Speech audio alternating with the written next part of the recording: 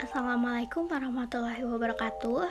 Perkenalkan, nama saya Diana Jahrin dari kelas 10 MIPA 7. Oke teman-teman, dalam video ini kita akan membahas materi mengenai unsur dan prinsip manajemen. Sebelum kita membahas unsur dan prinsip manajemen, alangkah baiknya kita mengetahui sedikit arti manajemen.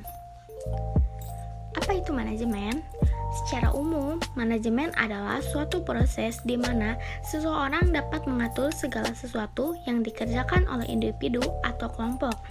Manajemen perlu dilakukan guna mencapai tujuan atau target dari individu ataupun kelompok tersebut secara kooperatif menggunakan sumber daya yang tersedia. Manajemen juga dapat diartikan menurut etimologinya. Manajemen berarti sebagai seni mengatur dan melaksanakan berdasarkan bahasa Perancis kuno. Manajemen juga dapat diartikan sebagai usaha perencanaan, koordinasi, serta pengaturan sumber daya yang ada demi mencapai tujuan secara efektif dan efisien. Baik teman-teman, selanjutnya kita akan membahas materi yang pertama mengenai unsur-unsur manajemen. Apa saja unsur dari manajemen? Yang pertama, ada manusia. Yang kedua, uang. Yang ketiga, bahan atau material. Yang keempat, mesin. Yang kelima, metode. Dan yang keenam, market atau pasar. Oke, kita bahas satu persatu. Menurut Harrison Emerson, dalam Public Administration, manajemen mempunyai 5 unsur, yaitu sebagai berikut. Yang pertama, manusia. Di antara sumber daya yang produktif, manusia dianggap paling penting. Keberhasilan atau kegagalan suatu organisasi tergantung pada manusia. Uang, mesin, bahan, dan metode tidak ada gunanya jika manusia tidak tahu bagaimana menggunakannya dengan benar. Untuk alasan ini, perusahaan bisnis progresif melatih dan melakukan karyawan mereka dengan baik. Yang kedua, uang. Jelas, uang juga sangat penting. Uang diperlukan dalam menjalankan usaha organisasi. Tanpa uang, tidak mungkin kita memperoleh bahan dan mesin. Uang juga diperlukan untuk membayar biaya operasional seperti gaji, listrik, air, dan tagihan telepon. Yang ketiga, bahan atau material. Bahan diperlukan dalam menciptakan produk, misalnya produksi padi atau jagung, bibit, pupuk, dan pestisida merupakan bahan produksi. Yang keempat, mesin. Produksi modern memerlukan penggunaan mesin. Mesin lebih efisien dan ekonomis, namun di negara-negara miskin dengan banyaknya penduduk, penggunaan mesin kurang direkomendasikan dalam produksi barang dan jasa. Alasan utamanya adalah di negara-negara itu tenaga kerja lebih murah. Selain itu, dengan padatnya karya, angka pengangguran dapat dikurangi. Yang kelima, metode. Metode sangat penting untuk mencapai tujuan organisasi. Metode mengacu pada teknologi atau teknik produksi. Dan yang keenam, market atau pasar. Konsumen atau pasar merupakan elemen yang sangat penting. Tanpa permintaan, maka proses produksi akan terhenti dan segala aktivitas perusahaan akan vakum. Agar dapat menguasai segmentasi pasar, pihak manajemen harus memiliki strategi pemasaran yang handal dan dapat bersaing dengan kompetitor market sejenis baik dari sisi harga, kualitas, maupun kuantitas. Baik teman-teman, selanjutnya kita memasuki materi yang kedua mengenai prinsip manajemen. Apa saja sih prinsip manajemen? Yang pertama, pembagian kerja. Yang kedua, otoritas atau wewenang. Yang ketiga, disiplin. Yang keempat, kesatuan pemerintah. Yang kelima, kesatuan arah. Yang keenam, mengutamakan kepentingan bersama di atas kepentingan pribadi. Yang ketujuh, pemberian upah. Yang kedelapan, pemusatan atau sentralisasi. Yang kesembilan, jenjang jabatan. Yang kesepuluh, tata tertib. Yang kesebelas, kesamaan. Yang kedua belas, kestabilan staf. Yang ke-13, inisiatif. Dan yang ke-14, semangat Korms. Selanjutnya kita akan membahas tentang pengertian-pengertiannya. Prinsip-prinsip manajemen adalah dasar-dasar dan nilai yang menjadi inti dari keberhasilan sebuah manajemen.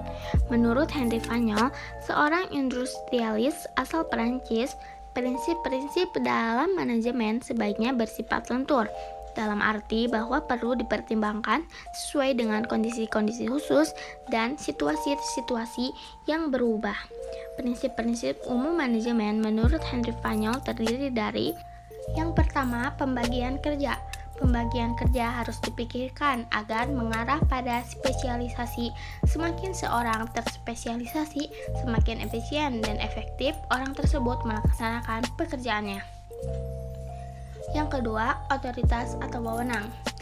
Dalam melaksanakan tugas, manajer harus memberi perintah kepada bawahan untuk menyelesaikan pekerjaan. Meskipun manajer memiliki otoritas untuk memerintah, ia tidak akan selalu mendapatkan respon yang positif dari bawahan. Hal ini dapat terjadi jika ia memiliki otoritas pribadi, misalnya keahlian yang sesuai. Yang ketiga, disiplin. Anggota organisasi harus patuh pada aturan dan kesepakatan yang menjadi rambu-rambu organisasi. Menurut Henry Fayol, disiplin merupakan hasil kepentingan yang baik di semua jenjang organisasi. Contohnya, tiap tahun diberikan penghargaan pada pegawai yang selalu hadir tepat waktu dan memberi teguran kepada pegawai yang bermalas-malasan. Yang keempat, kesatuan pemerintah. Setiap karyawan yang mendapatkan satu perintah untuk suatu pekerjaan, Henry Fayol mengatakan kalau seorang karyawan harus bertanggung jawab kepada beberapa atasan agar dapat mengakibatkan petunjuk yang bertentangan dan otoritas yang membingungkan. Yang kelima, kesatuan arah. Kegiatan-kegiatan dalam organisasi yang mempunyai tujuan sama sebaiknya ditangani seorang manajer.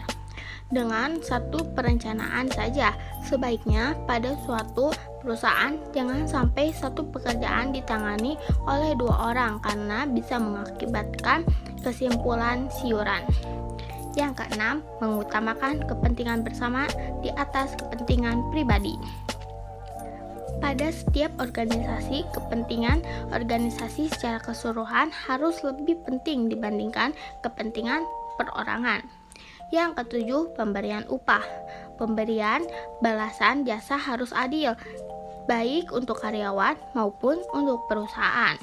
Yang kedelapan, pemusatan atau sentralisasi. Pengambilan keputusan yang banyak menggunakan pertimbangan atasan disebut sentralisasi. Sebaliknya, pengambilan keputusan dengan menampung aspirasi bawahan disebut desentralisasi.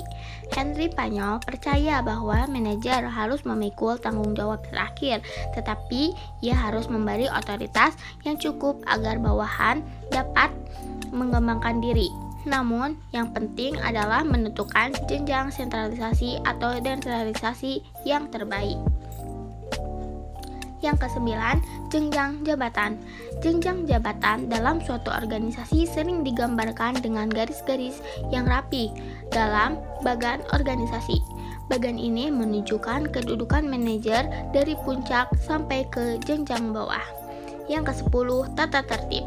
Sarana dan manusia harus berada di tempat yang tepat dan pada waktu yang tepat. Khususnya manusia harus berada pada pekerjaan yang cocok baginya. Yang ke-11, kesamaan. Pada manajer harus bersahabat dan adil terhadap semua bawahannya. Yang ke-12, kestabilitasan staf. Perputaran karyawan yang terlalu sering tidak baik bagi kelancaran kegiatan perusahaan. Yang ke-13, inisiatif. Bawahan harus diberi kebebasan untuk membuat dan menjalankan rencananya walaupun bisa saja ada kesalahan. Yang ke-14, semangat kerja sama kelompok. Menggalakkan semangat kerja sama kelompok dapat menimbulkan rasa bisa bersatu. Menurut Henry Fayol, faktor sekecil apapun dapat membantu menumbuhkan semangat.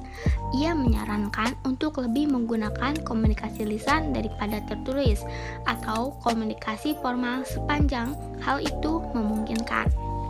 Sekian materi yang saya sampaikan. Wassalamualaikum warahmatullahi wabarakatuh. Terima kasih.